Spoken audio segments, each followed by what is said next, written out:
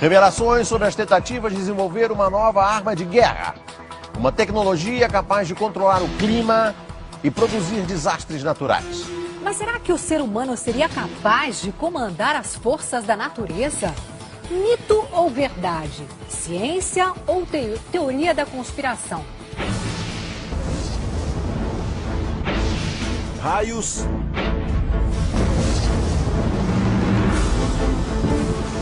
tempestades, furacões e terremotos.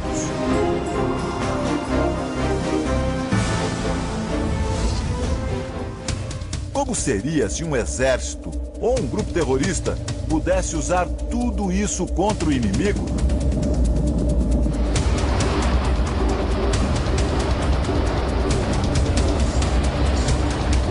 Será que isso já aconteceu?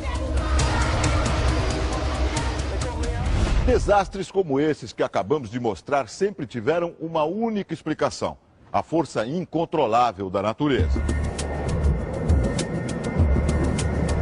Agora surgem novas teorias sobre a ação humana por trás da destruição. Experiências secretas ou pouco conhecidas teriam a finalidade de criar uma nova arma de guerra: a manipulação do clima. Uma tecnologia capaz de transformar, por exemplo, as ondas do mar num tsunami, como aquele do Japão, e com isso destruir uma cidade inteira.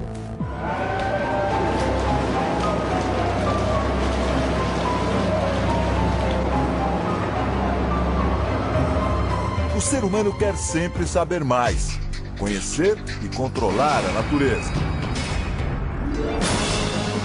Usá-la em benefício próprio, para o bem e para o mal.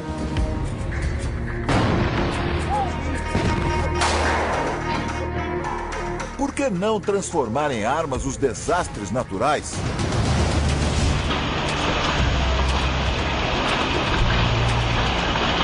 Delírio da imaginação ou possibilidade real?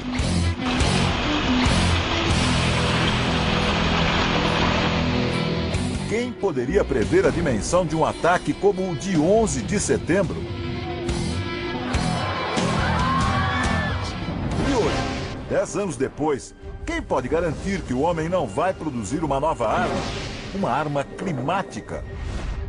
Chuvas, terremotos e ondas manipuladas já são reproduzidos em laboratórios, como aqui, neste tanque de provas da Universidade de São Paulo. Mas será que o ser humano conseguiria fazer isso em proporções reais, maiores, e utilizar essa capacidade como arma de guerra a serviço de nações e até de grupos terroristas? Você vai ver agora indícios perturbadores de que isso já pode ter acontecido. E conhecer as experiências reais de controle das forças da natureza.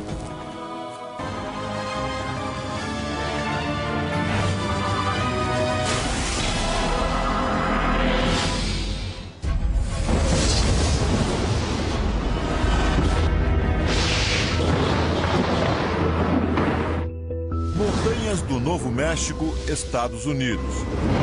Neste laboratório, um grupo de cientistas tenta aproveitar um dos mais fascinantes fenômenos da natureza: os raios.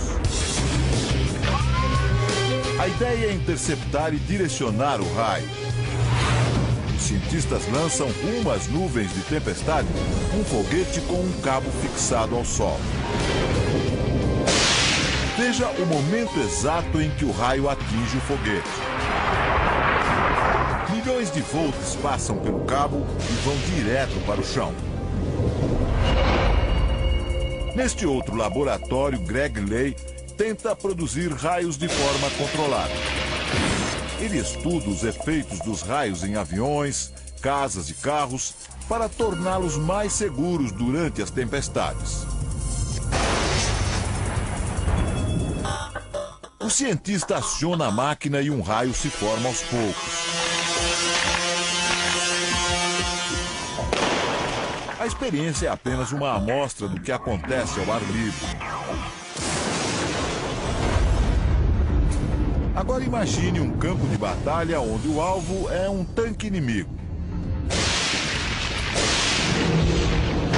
As pesquisas não têm finalidade militar, mas os cientistas concordam que os raios podem ser uma arma devastadora numa guerra.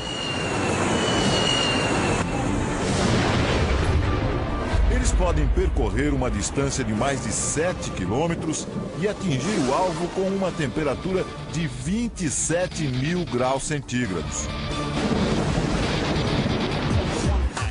O cientista Nick Pope explica que, além de matar, o raio pode cortar sinais eletrônicos, o coração das armas modernas. Pode interceptar sinais de radar, impedir a operação de sistemas e interferir em todos os tipos de programas de computador.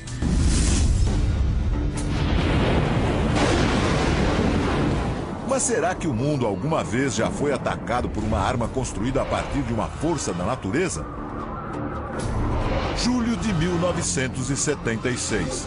Apagões nos sistemas de comunicação do mundo todo ficaram sem explicação. Uma estranha frequência causou interferência em transmissões de rádio, televisão e telefone nos Estados Unidos. Jerry Smith é autor de um livro que trata das armas climáticas. Segundo ele, os cientistas norte-americanos descobriram que o sinal secreto vinha da então União Soviética, o auge da chamada Guerra Fria entre as duas maiores potências mundiais. Fotos de satélite mostram um gigantesco radiotransmissor russo. Dele saíam ondas de extrema baixa frequência rumo à atmosfera sobre os Estados Unidos. O sinal continuou a ser detectado até 1989. Mas por quê? O transmissor soviético funcionava como um grande radar e servia para verificar se havia mísseis americanos a caminho do país. Mas alguns pesquisadores suspeitam que algo mais sinistro estava no ar. No início da década de 80, um relatório do Departamento de Defesa americano dizia que a máquina russa interferia no clima e que teria o poder de alterar o padrão dos ventos no mundo todo. Será que o transmissor foi uma arma secreta entre União Soviética e Estados Unidos? O fato é que, nessa época, algo muito estranho aconteceu. De 1987 a 1992, o estado da Califórnia passou por uma das secas mais dramáticas da história. As lavouras secaram e o gado morreu. O preço dos alimentos subiu vertiginosamente e a população ficou aterrorizada. Os especialistas em clima disseram que a causa foram as altas temperaturas que impediram a entrada de umidade na região. Um fenômeno fora do comum para a Califórnia. Normalmente, os ventos de grande altitude levam a umidade para a costa dos Estados Unidos. As setas indicam que os ventos sopram sempre para o leste. Durante a seca, os ventos mudaram subitamente de direção e se enfraqueceram. É claro que os soviéticos negaram tudo.